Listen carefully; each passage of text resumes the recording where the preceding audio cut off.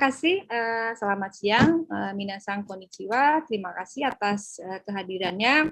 Hari ini kita luar biasa sekali. Kelas ini merupakan satu kelas yang luar biasa sekali karena didukung oleh NIWF yang kita sudah bahas dalam kelas ini betapa serunya Ibu Lili dan kiprahnya di dunia internasional, termasuk kami melibatkan Mas Andri Setiawan yang juga owner atau pendiri dari tulang Haru, punggung ya? dari Haru.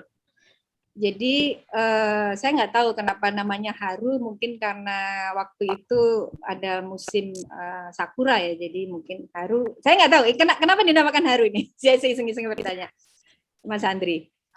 Karena Haru fokusnya di buku-buku terjemahan Asia, dan kebetulan Haru di 3 bahasa itu punya arti sendiri-sendiri. Kalau bahasa Korea hari demi hari, kalau bahasa Jepang kayak yang tadi Bu Meta bilang musim semi, dan kalau di bahasa Indonesia perasaan terharu gitu sih. Jadi makanya kami memutuskan untuk itu. Oke, jadi intinya adalah kandosimas ya. Jadi penerbit ini ingin menembus hati semua orang yang membaca literasinya kalau dalam konteks bahasa Indonesia. Jadi kita sangat beruntung sekali karena luar biasa sekali kelas ini dipandu oleh banyak orang-orang yang sangat-sangat bisa menginfluensi literasi di Indonesia. Jadi saya harap teman-teman yang ada di sini bersyukur mengenai itu. Dan tugas saya hanya untuk mengantar saja. Jadi konteksnya hari ini adalah untuk kenapa kita mengenal masyarakat Jepang atau dunia Jepang itu dari titik sastra. Nah, di sini kita ada Lili Sensei dan ada Andri Sensei yang akan memberikan pengantarnya mengenai itu. Saya hanya mengantarkan untuk sampai pada beliau-beliau yang bicara, karena kalau saya sendiri terus terang hanya ada titik kecil saja di Unhas yang bisa membantu teman-teman untuk mencoba mendalami fenomena global ini. Jadi saya hanya hanya mengantarkan saja. Jadi saya langsungkan saja mungkin Lili Sensei dan Andri Sensei, karena nanti yang keluar di videonya itu kan Andri Sensei ya. Jadi ini yang saya bisa kenalkan, dan sekali lagi kita bersyukur dari kelas ini kita dengan hikmah dari pandemi kita bisa mengambil orang-orang yang luar biasa ini. Oke ya. Silahkan Lili Sensei silahkan dimulai saja langsung. Baik, terima kasih Sensei, Meta Sensei ya panggilnya. Terima kasih juga untuk teman-teman di Prodi Studi Jepang ya di Unhas telah bersedia membuka tangannya untuk menerima kerjasama ini. Dan untuk teman-teman yang sudah hadir, salam kenal. Semoga mata kuliah semester ini tuh akan diingat terus ya, karena ini akan jadi sesuatu yang berbeda, bukan hanya ditawarkan sebagai mata kuliah yang diajarkan oleh tim pengajar yang senseinya itu ada Meta Sensei, kemudian ada Hairil Sensei dan Eiichi Sensei, tapi juga ada tamu ya, tamunya adalah kami ini di program yang bernama Reading the People. Iya benar ya, Reading the People of Asia. Nah, cerita sedikit tentang Reading the People of Asia ini, ada 3 pihak yang bekerja sama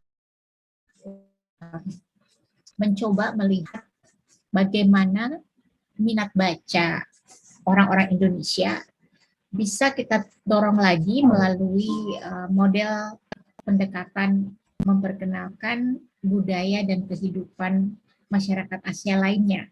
Karena pihak ini yaitu toko buku Pos, Santa, lalu penerbit Haru dan Makassar International Writers Festival punya kesamaan perhatian ya dan minat tentang bagaimana sih kita sebagai orang Asia itu saling belajar dan karya tulis populer, sastra, fiksi yang menjadi lensa untuk melihat masyarakat Asia ini. Nah, semester 1 ini yang berarti semester yang lalu ya, kita memproduksi beberapa konten. Ini semuanya kita belajar dari nol bagaimana memproduksi konten YouTube. Di sini ada Andri dan Lia, dua bersaudara yang merupakan pendiri penerbit Haru. Mereka suka sekali dengan karya-karya dari Asia, khususnya dari Korea dan Jepang. Andri menjadi penerjemah dan Lia bekerja lebih fokus pada pemasaran. Jadi kalau mau tanya-tanya soal buku-buku Jepang dan Korea, dua bersaudara ini nih tempat yang paling cocok untuk ditanya ya. Lalu ada penerbit Haru, di sana ada Messi dan Teddy. Sayangnya mereka nggak bisa hadir karena sedang bekerja di siang hari ini. Kalau bukan siang, di Senin sampai Jumat mereka pegawai kantoran. Di Jumat, Sabtu, Minggu mereka pemilik toko buku independen yang bernama Post, dan ini di Instagram salah satu toko buku yang sangat disukai oleh pembaca karena cara mereka menjelaskan buku-buku yang mereka jual itu betul-betul menggelitik ya cara penyampaiannya, mengapa kita harus baca buku itu karena hal-hal menarik dari buku itu. Nah, MUF sendiri tidak asing dengan sastra Jepang karena kita punya kerjasama yang cukup panjang, termasuk juga pernah kita bawa ke Unhas atas jasa baik Ibu Meta dan teman-teman di sana.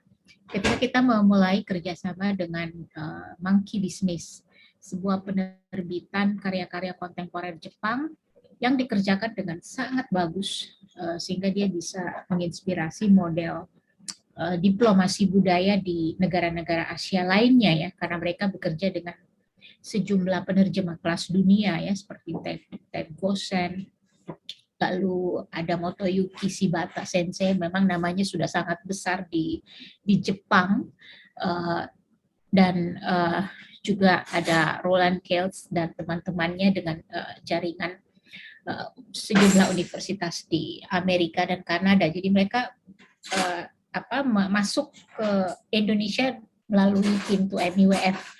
Nah, ini udah berlangsung kurang lebih 7-8 tahun, hingga akhirnya karena pandemi, kami mencoba model kerja yang juga dikerjakan oleh semua orang, yaitu pindah ke Zoom ya, dan membuat konten. Kita ngobrol-ngobrol, singkat cerita, akhirnya dari pihak Pos dan penerbit Haru, lalu MUF membentuk tim kecil untuk menjalankan Reading the People of Asia ini. Nah, tujuannya memang sejak awal dibuat, dia tidak dimaksudkan hanya ditonton oleh para pencinta budaya Jepang atau buku Jepang saja.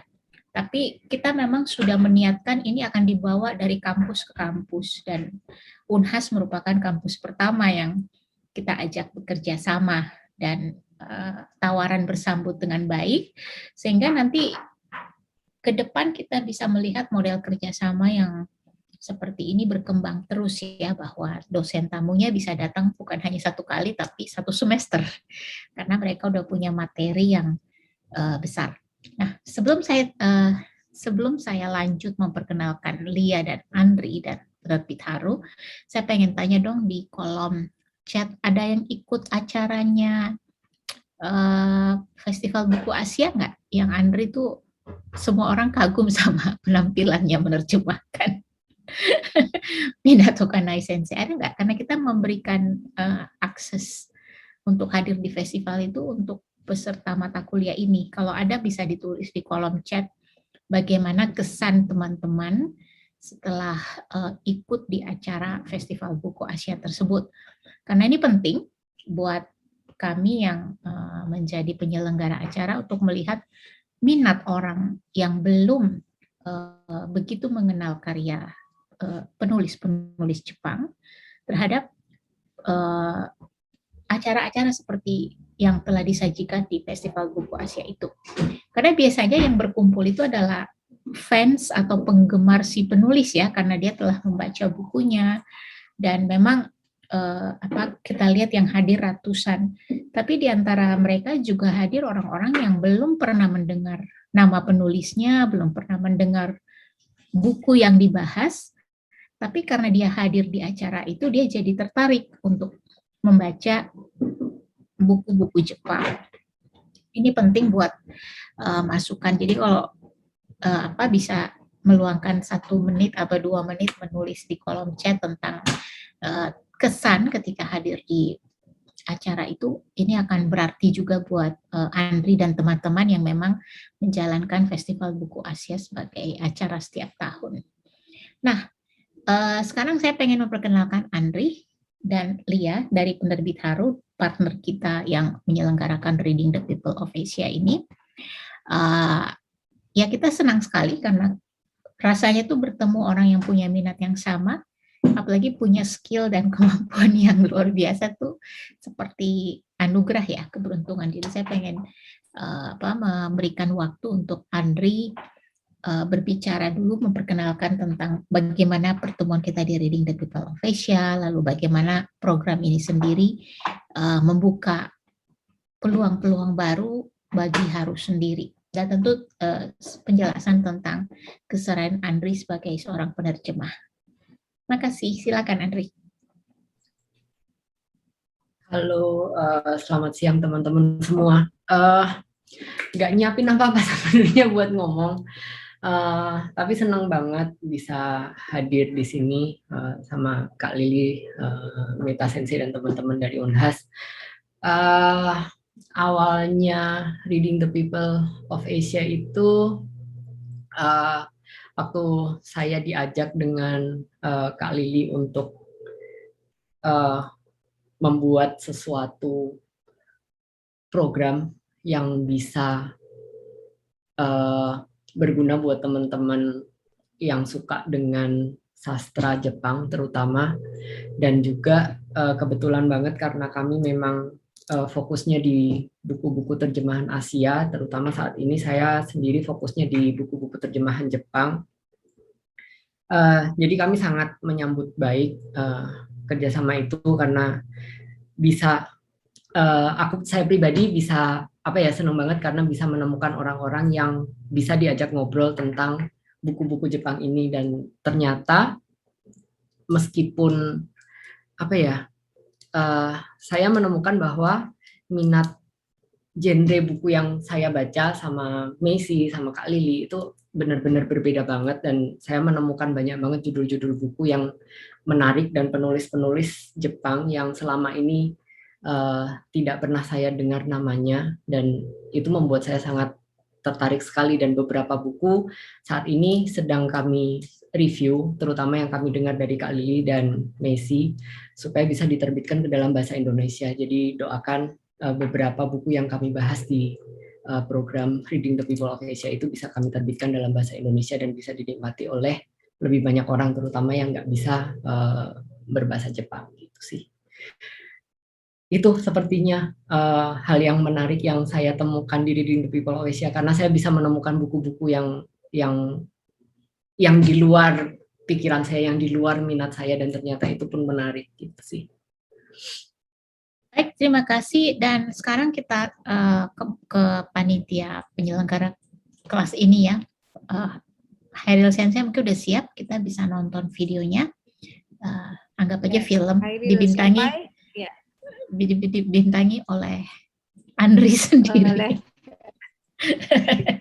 dan Messi ya. Ya.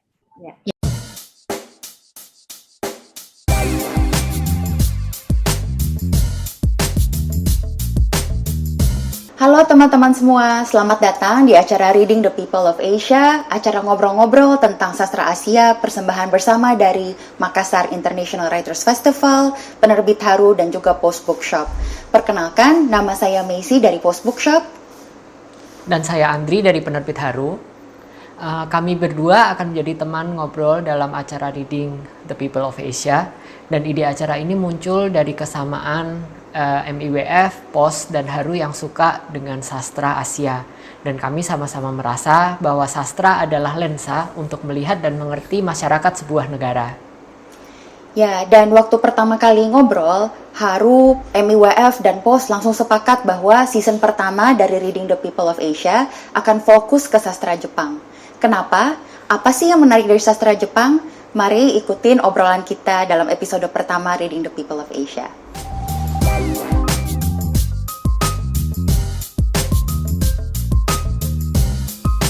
Saat lagi mempersiapkan acara Reading the People of Asia, Andri sempat ngirimin artikel jurnal ke aku.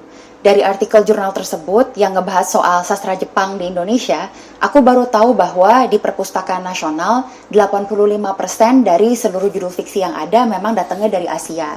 Nomor satunya dari Indonesia, dan nomor duanya ternyata dari Jepang. Dari situ aku beneran baru ngeh bahwa, wah, sastra Jepang ternyata banyak juga ya dibaca di Indonesia dan diterjemahkan ke bahasa Indonesia. Nah, apa sih yang bikin sastra Jepang menarik buat para pembaca di Indonesia? Untuk ngejawab pertanyaan ini, kayaknya enakan bahas dari kita bertiga dulu kali ya. Jadi yang pertama aku pengen nanya nih ke Andri. Penerbit Haru ini kan dikenal di Indonesia sebagai penerbit yang memang fokus ke sastra Asia. Dan banyak buku-buku terbitan Haru yang terkenal juga dari Jepang gitu. Kenapa sih Haru tertarik untuk menerbitkan sastra Jepang untuk pembaca Indonesia? Oke, jadi penerbit Haru kami merasa bahwa pop culture Jepang itu pernah jadi bagian besar untuk kehidupan anak-anak, mulai dari anime, manga, sampai dorama dulu banyak banget membanjiri media di Indonesia. Di satu sisi, novel-novel populer Jepang jarang sekali dikenal di Indonesia, yang menurut kami itu sebenarnya agak aneh sih, karena budaya populer bisa diterima, tetapi kenapa sedikit sekali penerbit yang mengerjakan naskah-naskah populer dari Jepang. Karena itu penerbit Haru ingin memperkenalkan karya-karya fiksi tersebut, terutama fiksi populer, ke pembaca Indonesia gitu. Untuk POS sendiri juga dikenal sebagai toko buku yang banyak mengkurasi sastra Jepang, terutama yang diterjemahkan ke bahasa Inggris. Boleh cerita tidak kenapa Macy dan teman-teman POS tertarik dengan sastra Jepang ini? Ya, pas Andri cerita tadi, ternyata kita ada miripnya ya. Aku juga waktu kecil nonton kartun Doraemon, terus baca Detektif Conan, dan sampai sekarang aku juga masih nungguin nih film selanjutnya dari seri live actionnya Rurouni Kenshin. Jadi, ya aku setuju banget bahwa budaya pop Jepang itu lumayan akrab ya di kalangan pembaca Indonesia. Dan sama seperti Haru juga, semakin besar semakin penasaran. Kenapa tahu manganya, kenapa tahu animenya, tapi nggak banyak tahu sastranya. Dan ketika punya POS Bookshop, rasa penasaran ini yang aku terus telusuri, dan ternyata banyak juga pembacanya POS yang sama-sama suka gitu untuk menelusuri penulis-penulis Jepang kontemporer, dan karena itu langsung berlanjut sampai sekarang.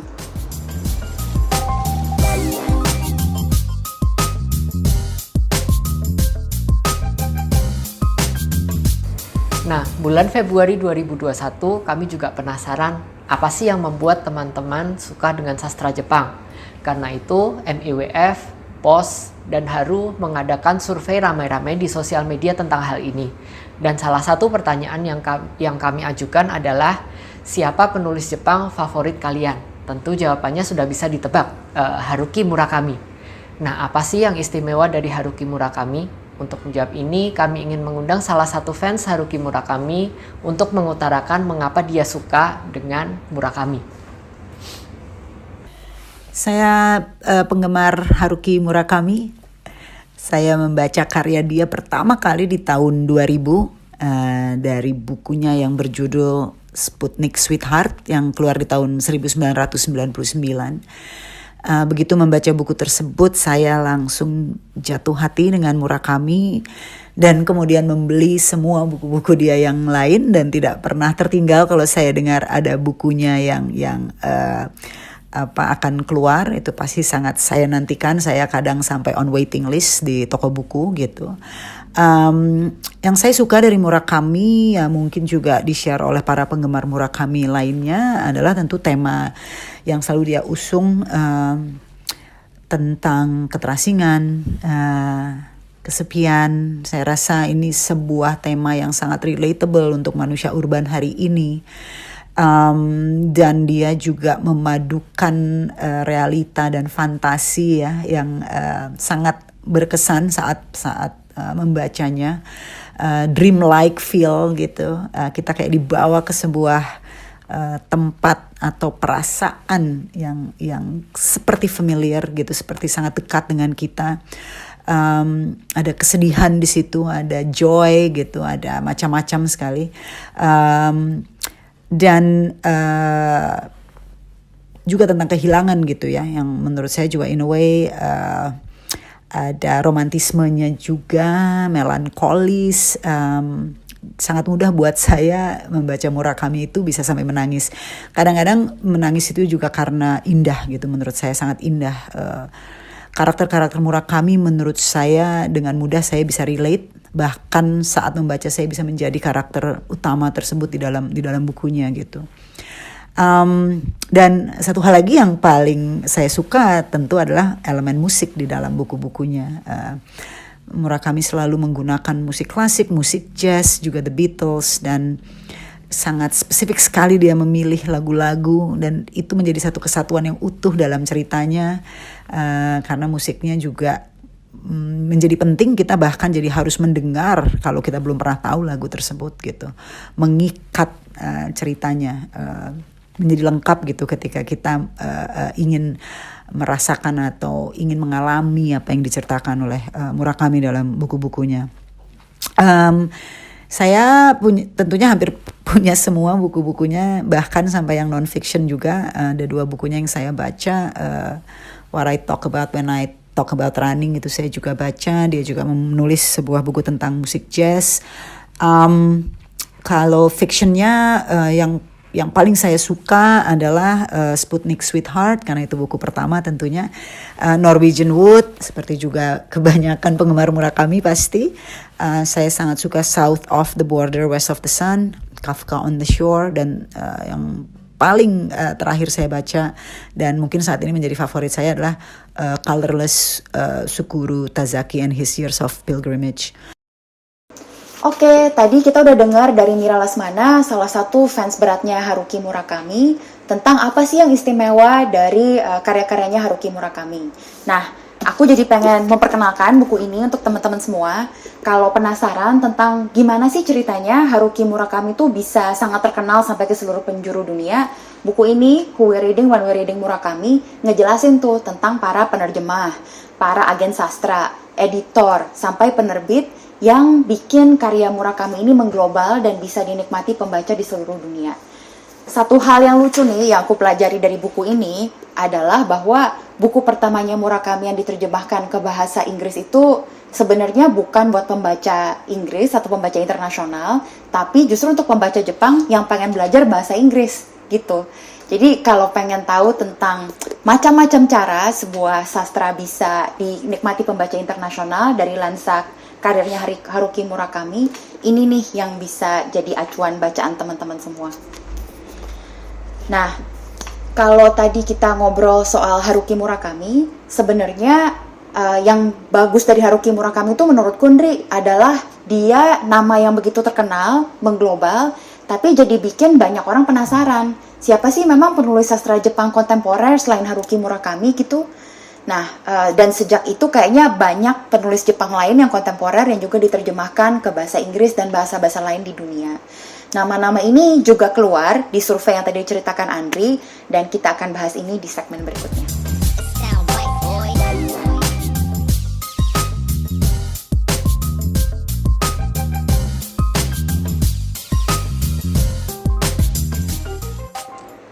Jadi kita tadi udah bicara soal Murakami, dan sekarang kita pengen bicara soal penulis selain Murakami.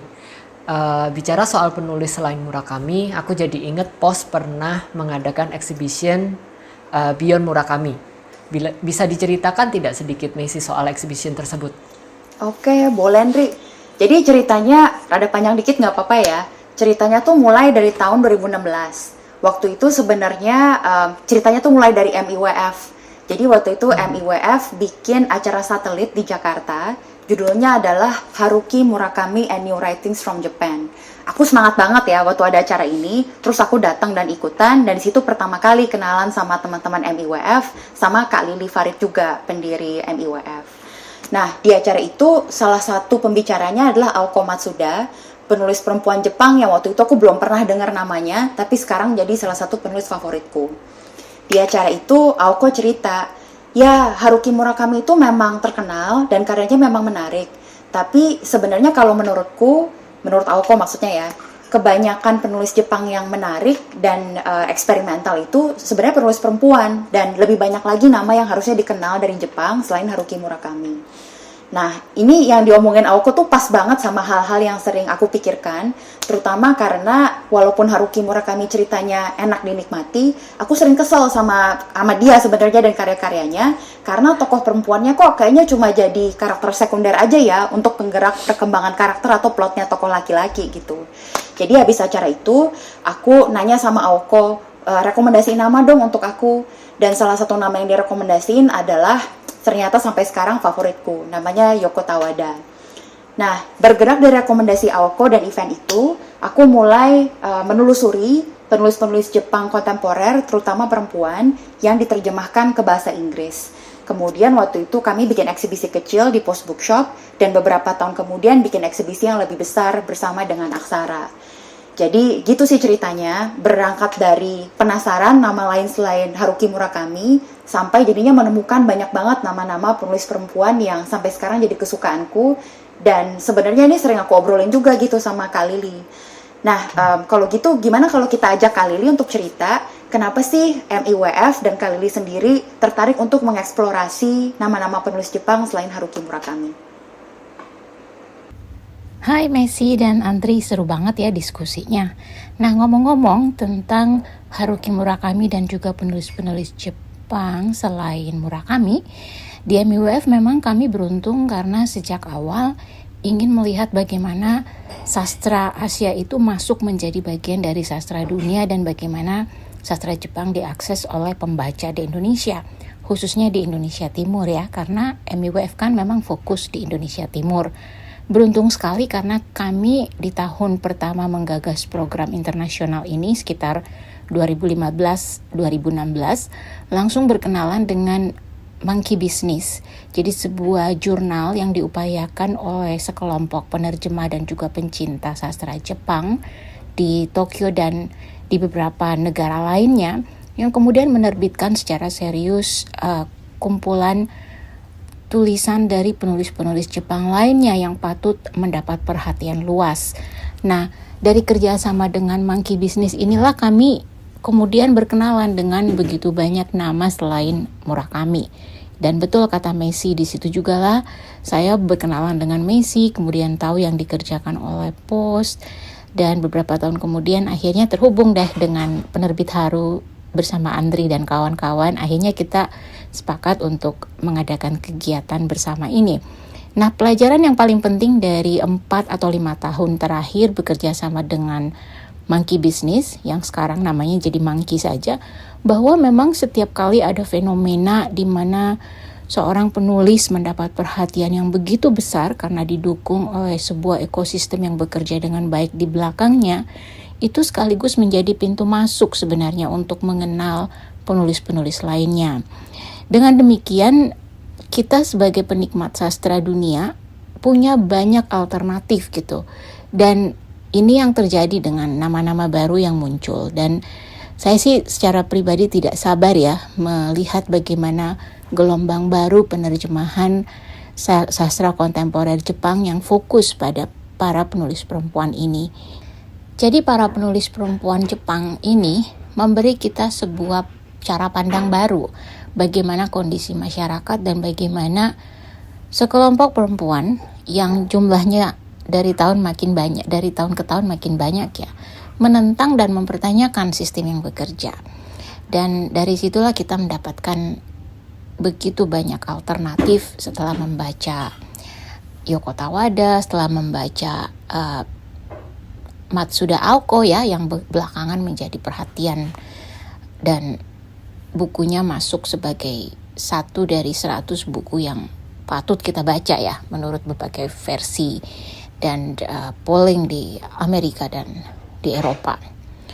Jadi ya MIWF senang sekali bisa menjadi bagian dari memperkenalkan nama selain Murakami, nama besar Haruki Murakami, untuk mengakses berbagai alternatif. Dan memang sih harus diakui ya bahwa kenapa sastra Jepang unik, ya karena memang dia menghadirkan sesuatu, bukan hanya temanya yang kadang quirky atau nggak kepikiran kok ini bisa jadi materi yang menarik untuk sebuah karya sastra, tapi memang juga kesunyian yang dideskripsikan itu bisa sampai yang betul-betul sunyi, yang sampai ke tulang sumsum gitu misalnya, atau fantasi tentang relationship ya, hubungan antara laki-laki dan perempuan yang bisa kemudian dibawa ke mimpi, kemudian mimpi sudah tidak bisa lagi dibedakan dengan kenyataan dan seterusnya. Dan tentu saja seperti konteks masyarakat Asia lainnya, di sastra Jepang lah kita bisa melihat ya bagaimana semakin lama gerakan penulis perempuan ini patut menjadi sebuah sajian alternatif dan harus kita rekomendasikan untuk dibaca lebih luas. Terima kasih. Nah, ternyata selain Haruki Murakami, ternyata ada banyak penulis sastra Jepang kontemporer yang bagus. Di survei yang diadakan Haru, POS, dan MIWF, banyak juga nama-nama yang direkomendasikan oleh teman-teman. Di segmen berikutnya kita akan melihat nama-nama tersebut.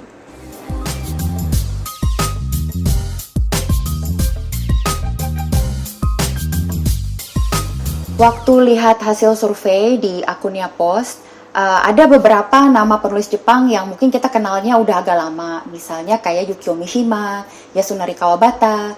Tapi nama-nama yang paling banyak muncul itu justru penulis perempuan dan kontemporer. Jadi aku mau cerita nih tentang beberapa buku yang sering disebut waktu di surveinya POS bersama dengan kenapa menurut teman-teman itu menarik. Jadi buku yang pertama tuh ini.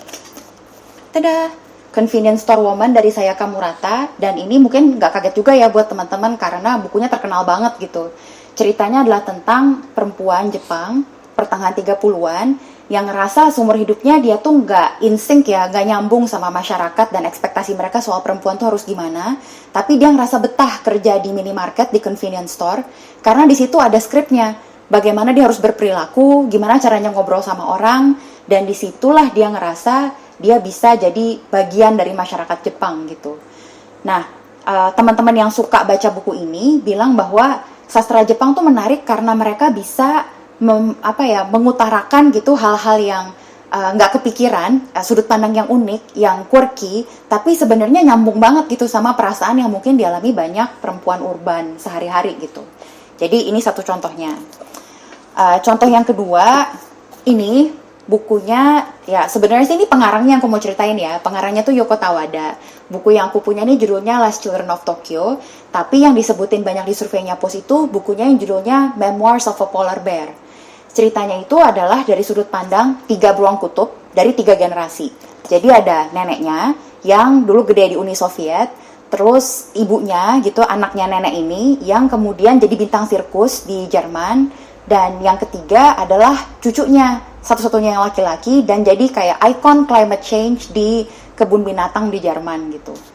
Nah, teman-teman yang suka karyanya Yoko Tawada bilang bahwa sudut pandang liar ini nih yang sangat absurd, yang sangat surrealis adalah sesuatu yang menyegarkan dan bikin mereka selalu senang baca sastra Jepang gitu. Dan yang ketiga, yang banyak disebut juga adalah ini, salah satu buku favoritku, Strange Weather in Tokyo, karya Hiromi Kawakami. Ceritanya nih creepy enggak gitu ya kalau aku summarize. Jadi ceritanya adalah soal perempuan 30 tahunan juga yang sering ke sebuah izakaya habis kerja gitu. Di situ dia minum-minum dan suatu hari dia ketemu sama mantan guru SD-nya. Dan dia manggil gurunya ini sepanjang cerita tuh sensei, jadi aku nggak tahu nama aslinya. Dan seperti yang bisa ditebak, mereka pelan-pelan jatuh cinta.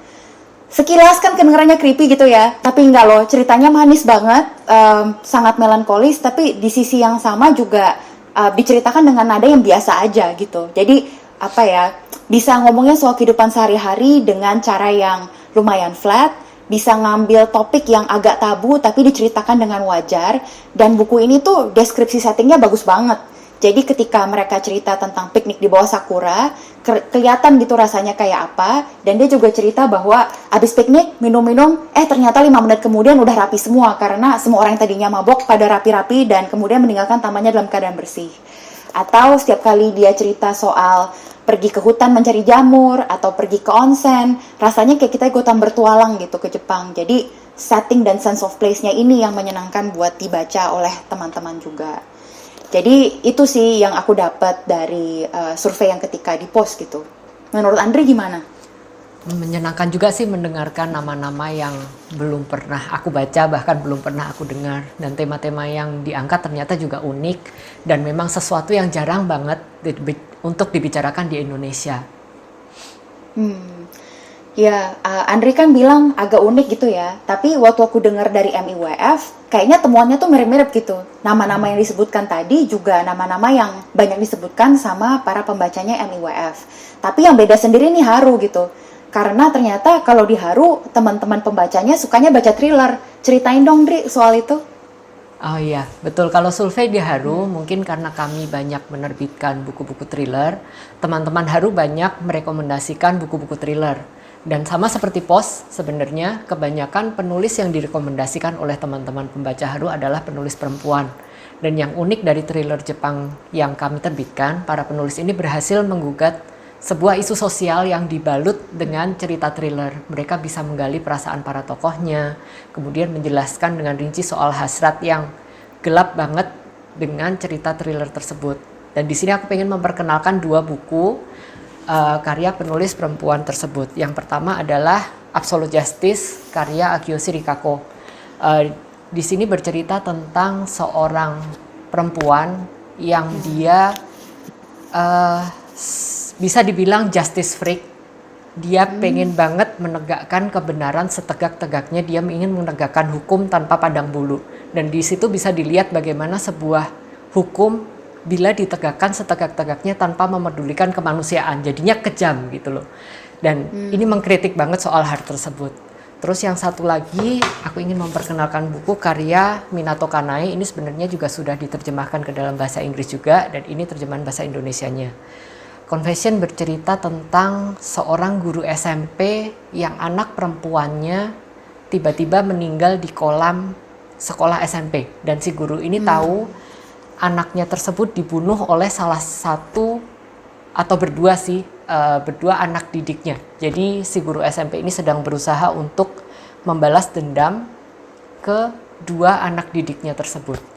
Dan isu yang dibahas di sini dia membahas banyak banget soal bullying, dia juga membahas soal hukum pidana untuk anak-anak. Dia banyak banget mengkritik tentang keadaan sosial di Jepang gitu sih.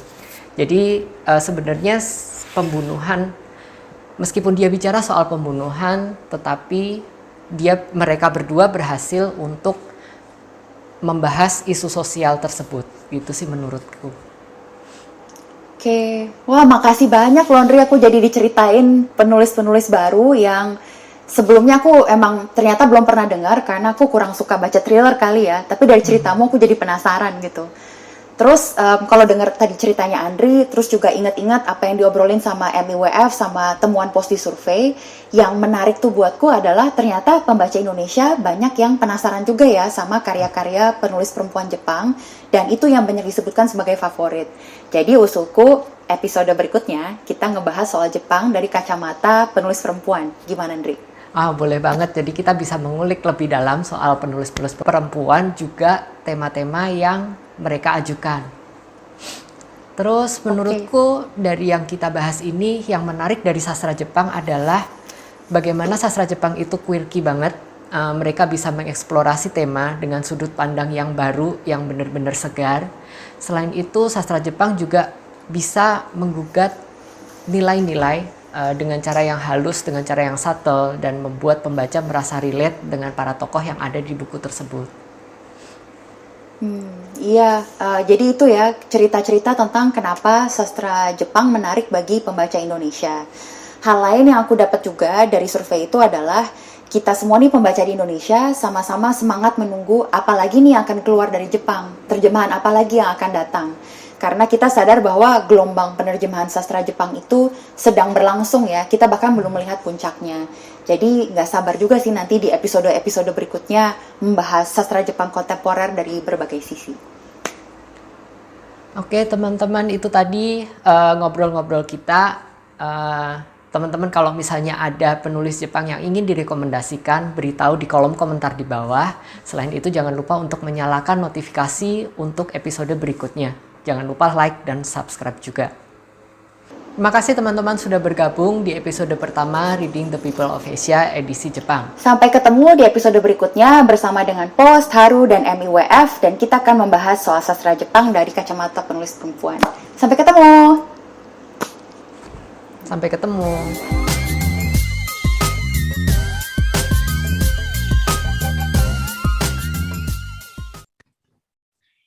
Terima kasih Pak Hairil sudah membantu kita menayangkan video tadi. Kita buka lagi ya di kolom chat bagaimana kesan teman-teman dengan produksi tadi. Apakah tidak terlalu berat buat teman-teman yang mungkin masih asing ya dengan isi pembicaraannya, banyak sekali nama penulis yang disebutkan. Tapi selain nama penulis kan ada juga nama-nama lain ya. Doraemon, kita semua tahu ya Doraemon. Lalu ada Detektif Conan. Terus Haruki Murakami, apakah banyak yang sudah mendengar nama ini? Dan tadi di bagian Meisi dia menyebut penulis seperti Aoko Matsuda, kemudian ada juga Yoko Tawada, bahkan yang penulis klasik ya Yukio Mishima dan Yasunari Kawabata. Sementara di bagiannya Andri menyebut nama penulis Minato Kanai dan Akiyoshi Rikako. Tentu kalau ingin berkomentar tentang materi tadi silakan, atau kalau ada yang ingin ditanyakan silakan. Baik, ini juga menjadi salah satu ide buat mahasiswa yang hadir di kuliah kali ini. Nanti kalau pengen menulis skripsi ya, bisa mengambil dari karya-karya kontemporer ini. Dan sudah tahu kemana harus bertanya kan, bisa ke Andri, ke penerbit Haru, melihat trennya, dan aspek yang dibahas tuh bisa beragam. Apakah mengambil satu buku kemudian dibahas, atau bisa juga mengambil tema tertentu, misalnya apa tema yang paling sering muncul di 10 tahun terakhir di buku-buku sastra Jepang yang laris di luar negeri gitu misalnya kan. Karena kalau mendengar obrolan Meisi tadi, dia melihat bahwa yang membuat sastra Jepang itu disukai di luar negeri adalah atau pembaca asing, karena rata-rata penulis Jepang memiliki keterampilan menulis yang di atas rata-rata, apalagi dalam hal menggambarkan suasana secara detail ya. Jadi kalau menggambarkan musim sakura atau menggambarkan orang menikmati bunga sakura hanami, dia bisa menggambarkan, para penulis Jepang ini bisa menggambarkan dengan sangat detail bagaimana bunganya jatuh, bagaimana suasana orang-orang yang berada di bawah sakura yang bermekaran, minum-minum dan makan-makan dan jadi mabuk gitu ya, tapi semuanya dibicarakan. Sehingga bagi pembaca sastra Jepang, ini yang menjadi salah satu ciri khas yang belum bisa ditandingi misalnya oleh belum banyak ditandingi oleh buku-buku dari sastra Korea. Nah, mungkin kalau tren Korea juga Andri bisa kita tanya nanti di kesempatan yang lain ya, mengapa misalnya buku-buku Korea untuk pengembangan diri dan self-help itu banyak disukai oleh pembaca muda di Indonesia gitu misalnya. Nah, ada beberapa hal teman-teman, dan silakan kalau ada yang mau bertanya bisa langsung angkat tangan atau tulis di kolom chat. Tapi ada beberapa hal yang ingin saya kemukakan setelah menayangkan episode pertama tadi, mengapa orang-orang di luar Jepang suka dengan sastra Jepang.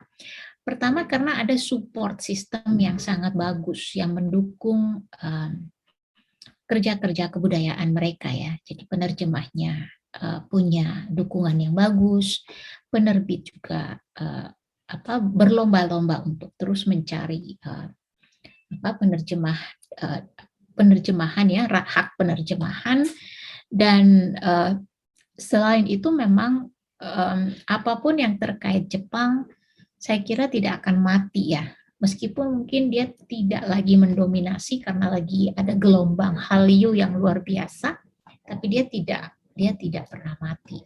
Dan apakah sastra Jepang itu sama dengan sastra Indonesia? Apakah dia sunyi? Apa dia tidak dipelajari? Apakah dia hanya dinikmati oleh segelintir orang? Ini agak berbeda. Karena di Jepang minat baca sangat tinggi. Kalau buku menjadi best selling books tuh dia memang bisa menjadi wacana dan percakapan, bagian dari percakapan sehari-hari ya. Dan posisi karya sastra yang serius maupun karya pop maupun karya-karya kreatif lainnya atau karya yang dari buku kemudian dibuat film atau dibuat anime itu kalau kita ke toko buku besar ya di Jepang itu etalasenya sama besarnya gitu. Dan juga kajian-kajian di luar negeri tentang sastra Jepang juga tidak mati ya, justru mereka terus-menerus memperbarui. Di luar itu terlihat memang ada upaya-upaya di mana kalau kita pergi ke festival-festival penulis di manapun ya di Eropa dan Amerika, sastra Jepang selalu punya tempat, dan ini pengaruhnya tuh dari dua pihak. Pertama karena ada lembaga kebudayaan yang sudah cukup kuat seperti Japan Foundation yang ada di semua kota utama dunia. Kedua karena kerjasama yang sudah dirintis dan sangat mapan ya, sudah berlangsung puluhan tahun. Dan ketiga karena adanya tokoh-tokoh penggerak yang tersebar dengan cukup merata gitu ya. Kalau di Indonesia bahkan juga ada teman-teman yang dedikasinya menerjemahkan karya-karya kontemporer Jepang itu selalu kita lihat terjadi regenerasi yang cukup bagus gitu ya, dari penerjemah yang lebih senior ke penerjemah yang lebih muda seperti Andri dan teman-temannya itu cukup mulus regenerasinya. Dan tidak dilihat dari soal berapa sih jumlah penerjemahnya, bukan, tapi mereka punya market yang memang sangat hidup ya. Menarik sekali kalau kita lihat begitu bicara sastra Jepang, ditanya pada orang yang berbeda, kita akan mendapatkan rekomendasi yang berbeda.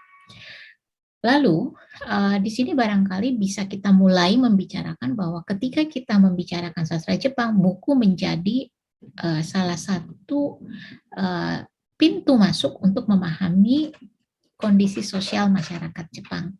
Di pertemuan kedua kita akan bicara ini lebih spesifik ya Bu Meta, karena kita akan membicara tentang penulis-penulis perempuan dan beberapa persoalan yang muncul gitu ya di tengah berubahnya masyarakat Asia secara umum. Begitu dulu, dan saya pengen mengomentari semua apresiasi yang masuk dari teman-teman mahasiswa yang menghadiri Festival Buku Asia. Jadi semuanya merasa bahwa meskipun mereka asing dengan nama penulisnya, belum pernah baca bukunya, tapi ketika mengikuti percakapan mereka jadi ngerti gitu bagaimana world view atau cara pandang seorang Jepang ya, orang Jepang yang berprofesi sebagai penulis gitu. Misalnya di penjelasan Minato Kanai Sensei itu dia bilang dia bisa konsentrasi menulis kalau dia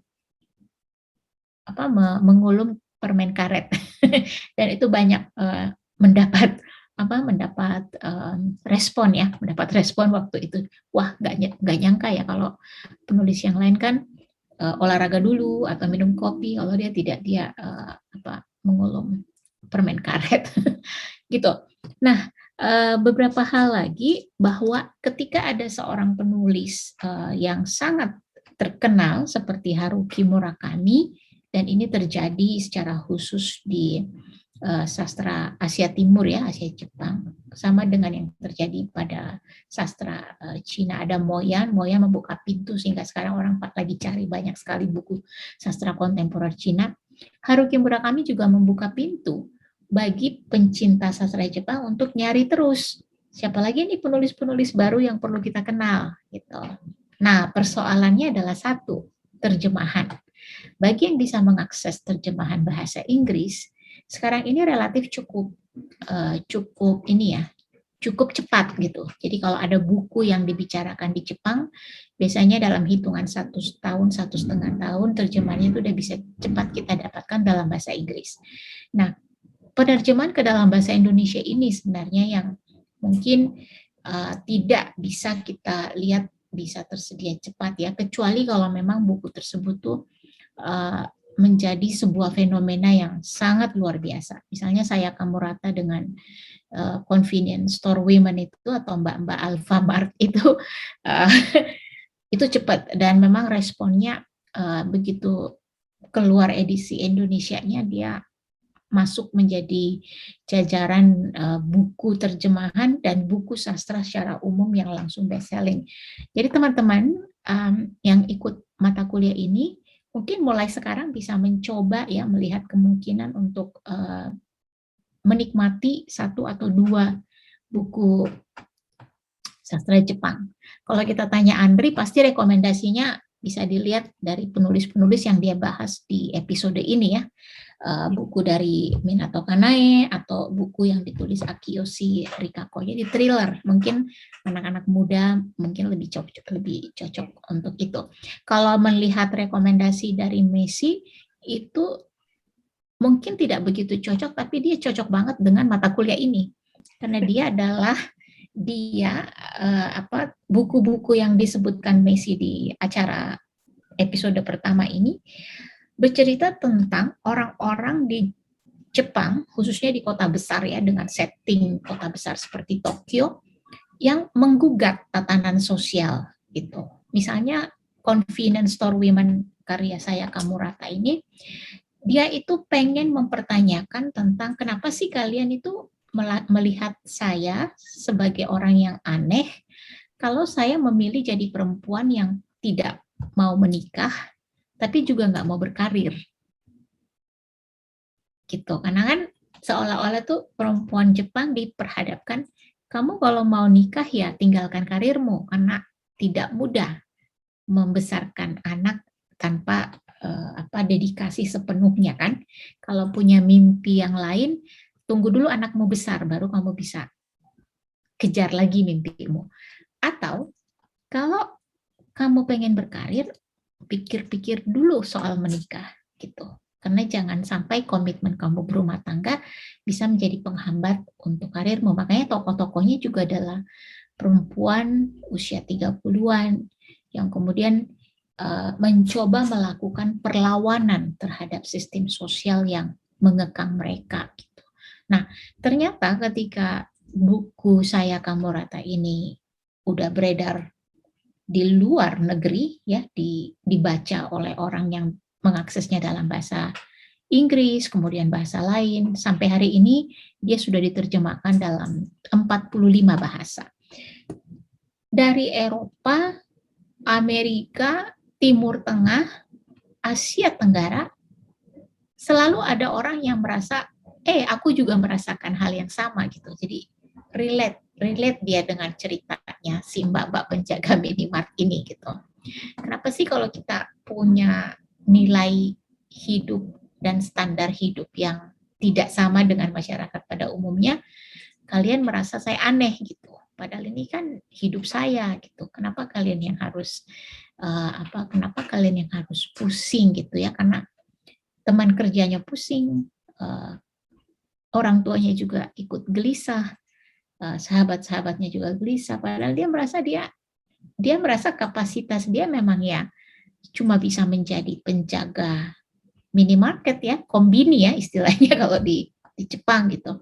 Makanya ketika terjadilah percakapan di berbagai negara menanggapi buku ini. Nah, kalau mau mulai, saran saya teman-teman bisa cari buku ini ya, Gadis Minimarket, sudah tersedia dalam bahasa Indonesia, dan di situ teman-teman bisa langsung mendapat salah satu esensi dari mata kuliah ini, Pranata Sosial Jepang, gitu ya, bagaimana seorang perempuan menegosiasikan posisi dia di tengah masyarakat. Gitu, Bu Meta. Jadi Andri Sensei, karena karena Andri Sensei ini sudah di Unhas, saya kira nanti untuk rekomendasi buku apa, kemudian rekomendasi karya siapa, nanti kemudian kita juga kalau bisa secara reguler buku-buku itu kita datangkan sebagai bahan untuk itu tadi yang sudah dibicarakan, bisa menjadi bahan kajian, bisa menjadi bahan skripsi, bisa jadi diskusi. Karena menurut saya pandemi ini adalah salah satu cara kita untuk kembali back to basic untuk membaca buku yang bentuknya buku, bukan bentuknya PDF. Jadi ini adalah salah satu pintu gerbang kita untuk kembali ke situ. Jadi saya kira nanti kita bisa diskusikan bagaimana mendatangkan buku-buku dari penerbit Haru sehingga teman-teman tidak perlu check in di Tokopedia atau di Shopee atau di mana aja. Itu silakan. Book club aja gimana? Ya, boleh. Nanti kita diskusikan itu nanti ini, tapi mungkin relate dengan mata kuliah ini silakan mungkin ada yang disarankan. Saya tidak tahu kayak misalnya Kohaku itu ya, itu saya nggak tahu teman-teman dari sastra Jepang Unhas itu sangat senang sekali dengan cerita-cerita thriller gitu. Jadi ketika ada mata kuliah perbandingan budaya, selalu yang diminta adalah urban legend atau hantu apa, saya nggak ngerti. Kenapa begitu? Pada Aoko Matsuda itu hantu tuh dia cerita.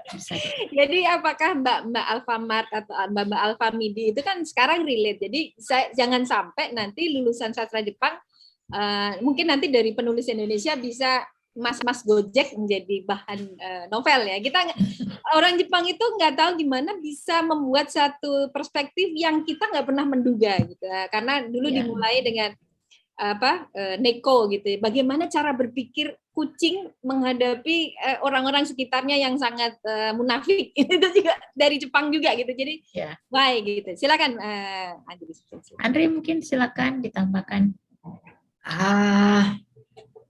Apa ya? Saya nggak nyiapin apa-apa. Andri suka merendah gitu. Beneran nggak nyiapin apa-apa soalnya. Saya pribadi suka naskah-naskah thriller. Jadi karena itu sebagian besar yang di Haru, kebanyakan bukunya adalah naskah thriller. Dan baru akhir-akhir ini saya merasa bahwa naskah thriller yang ada di Jepang itu pun mungkin bisa, bukan mungkin sih, menurut saya dia kayak sejenis menggugat sesuatu juga sih. Misalnya Minato Kanai itu yang Confession, dia mempertanyakan soal hukum pidana anak gitu. Kalau misalnya anak-anak yang melakukan kejahatan, mereka nggak bisa dipidana. Dan si ibu ini merasa nggak terima dengan itu karena si anak-anak itu mereka melakukan kejahatan itu secara sadar dan secara terencana bahkan. Nah, kalau misalnya sudah kayak gitu, siapa yang bakal bertanggung jawab, siapa yang bakal memberikan hukuman, dia mempertanyakan itu. Atau Ferris Wheel at Night, dia juga mempertanyakan bagaimana si perbedaan status si kaya dan si miskin, dan bagaimana si miskin ini berusaha untuk fit in di keluarga, di lingkungan yang kaya tersebut, dan bagaimana cara orang Jepang itu berpikir yang bahasa Indonesianya okuyukashi, sangat merendah, sangat introvert banget, sampai nggak mengungkapkan pikirannya, tapi mereka ngebatin-batin sendiri. Misalnya kalau memberi salam, iya anak kamu cantik ya, anak kamu tinggi, anak kamu pintar, dia berharap untuk dibalikin salam itu, karena dia menganggap itu sebagai salam. Jadi kalau misalnya orang cuma menjawab, iya terima kasih, dia sebel banget si ibu ini. Salam, aku memuji itu memberi salam, harusnya kamu memuji balik, membalas salamku itu disinggung banget, bukan dikritik sih, kayak disentil gitu disentil ya, banget di dunia basa-basinya adalah nggak pede gitu, jadi kayak memuji-muji lawan bicaranya, gimana sih menjelaskannya ya, kayak gitu ya. Jadi karena nggak pede gitu, sok-sok yang memuji tapi sebenarnya bukan memuji, tapi sebenarnya insecure aja balikin. Ya. Jadi meskipun dia thriller, saya merasa bahwa thriller pun mereka sanggup untuk membawakan sesuatu yang lebih sih di dalam buku karya-karya mereka gitu. Mungkin itu aja sih yang bisa saya tambahkan. Iya. Jadi nanti mungkin barangkali ya nanti ada book club dan segala macam, nanti kita bisa kembangkan. Titik hadirnya adalah mata kuliah ini.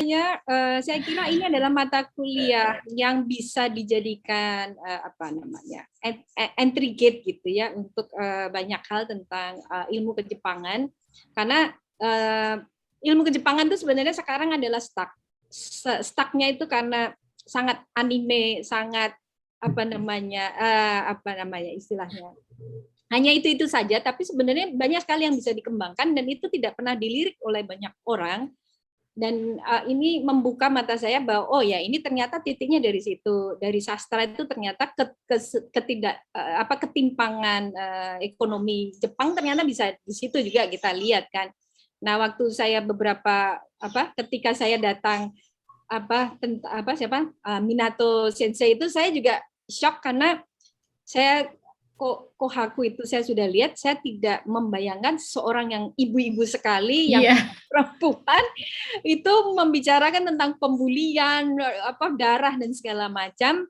Tapi kemudian saya mengerti ternyata ketidakadilan itu kemudian dia bicarakan. Saya paham karena saya pernah menjadi ibu-ibu di Jepang dan sejujurnya karena saya saya mahasiswa asing, saya merasa ketidakadilan itu sebenarnya ke saya gitu karena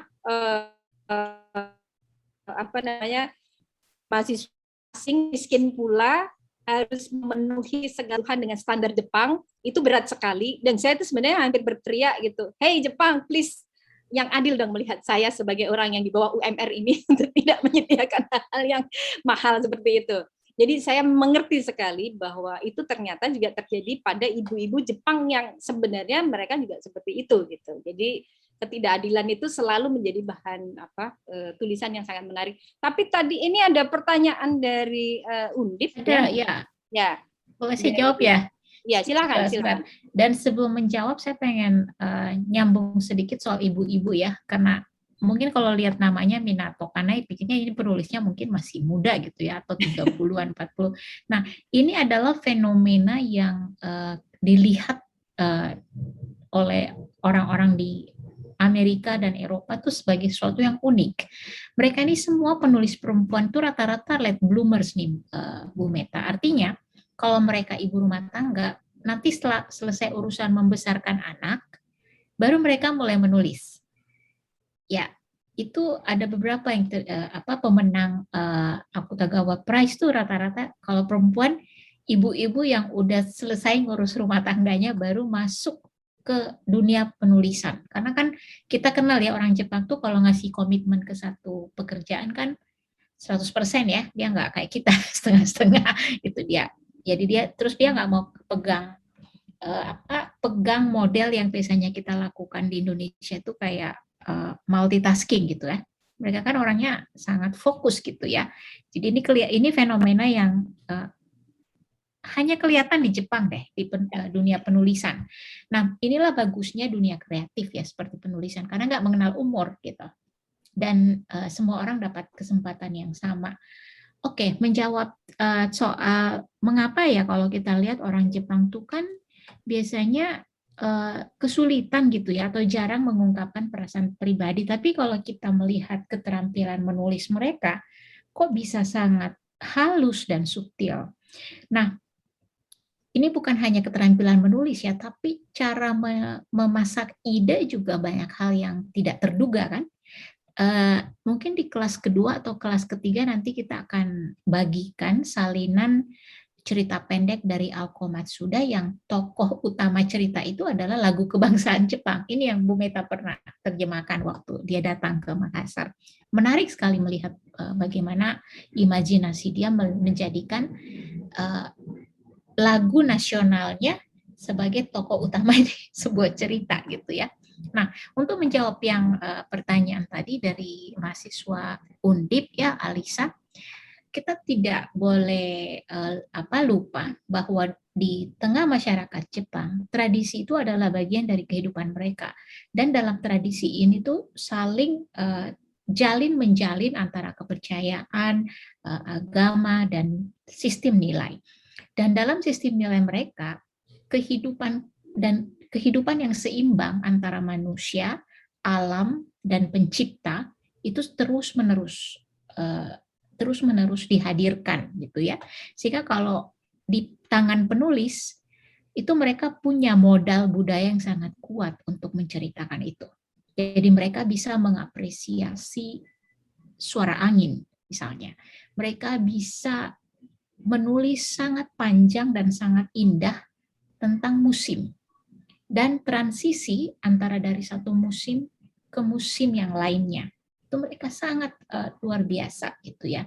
Bahkan kalau kita melakukan bacaan ulang terhadap haiku dan tanka ya, misalnya puisi-puisi klasik Jepang, kita melihat bahwa penyair-penyair klasik Jepang itu memang terlatih untuk membaca semua fenomena alam dengan sangat detail dan dalam. Nah, karena karya-karya klasik ini menjadi bahan ajaran di sekolah-sekolah Jepang, otomatis orang-orang di Jepang paling tidak sekali dalam hidup mereka terpapar dengan karya-karya yang indah dan dalam dan subtil ini. Meskipun sekarang kalau kita pergi ke Jepang ya, di semua kota besar, kita lihat anak-anak lebih sibuk main HP ya, sama lah di mana-mana, atau main video game. Nggak tahu berapa orang yang membaca buku, tapi mungkin yang membaca e-book juga sama banyaknya. Tapi jangan lupa, kurikulum mereka masih sangat kuat dengan literasi dan muatan sastra klasik dan kontemporer. Nah, ini yang agak berbeda dengan mahasiswa Indonesia yang pergi belajar ke Jepang.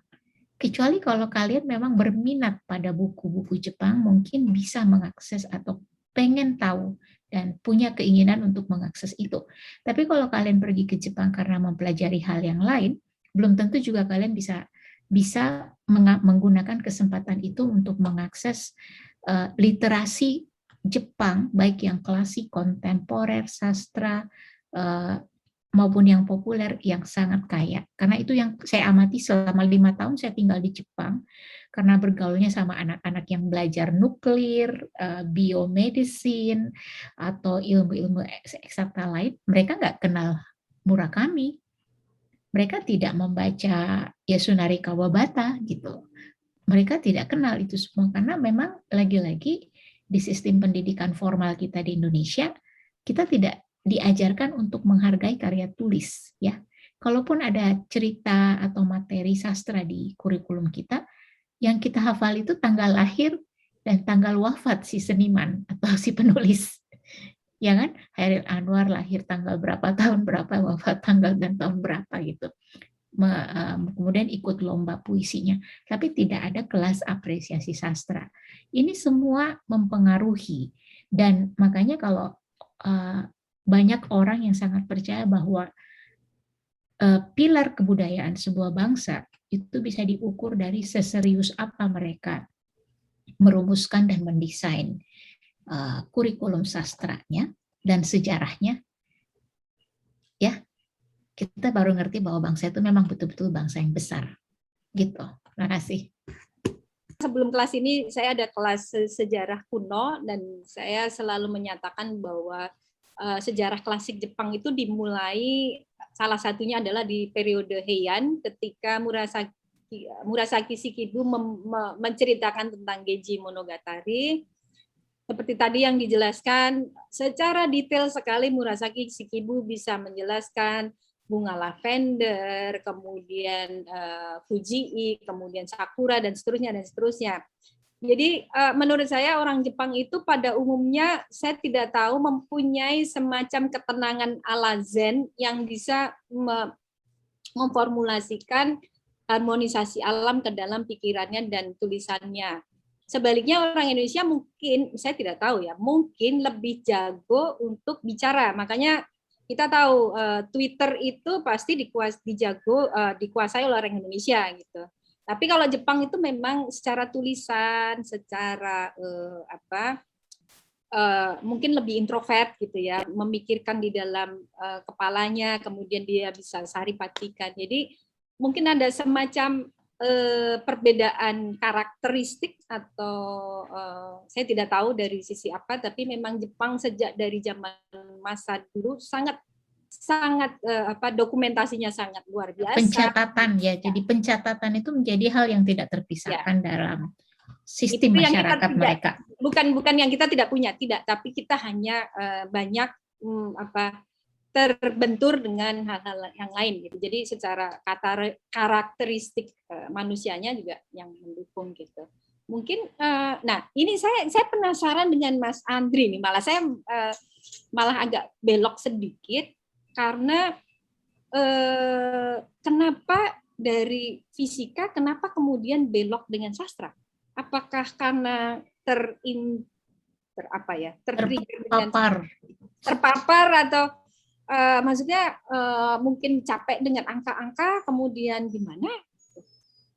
Oke, dulu saya IT bukan fisika, jadi lebih ke ilmu komputer. Saya sempat bekerja di IT 1,5 tahun dan ternyata butuh 1,5 tahun itu untuk sadar bahwa apa yang kita bisa itu belum tentu apa yang kita suka. Jadi setelah sadar saya nggak suka IT, saya mikir harus ngapain, dan ternyata adik saya sedang merintis sebuah penerbitan. Jadi dan pada dasarnya saya juga suka buku dari kecil. Jadi pas itu saya nyoba membantu dia untuk mencari buku Jepang untuk diterjemahkan ke bahasa Indonesia. Itu sih awal kecemplungnya. Oke, terima kasih semuanya sudah bertahan sampai sekian lama. Mungkin kalau mohon maaf kita lewat waktunya, dan terima kasih tim Haru, tim MIBF, Anta Ibnu, kemudian dari Japan Foundation juga terima kasih banyak karena ini luar biasa sekali hal-hal seperti ini kita bisa istilahnya pagar itu bisa terbuka pelan-pelan menampilkan mata kuliah yang mungkin sedikit berbeda dengan sastra Jepang lainnya. Terima kasih dan saya kira saya tutup ya sampai di sini.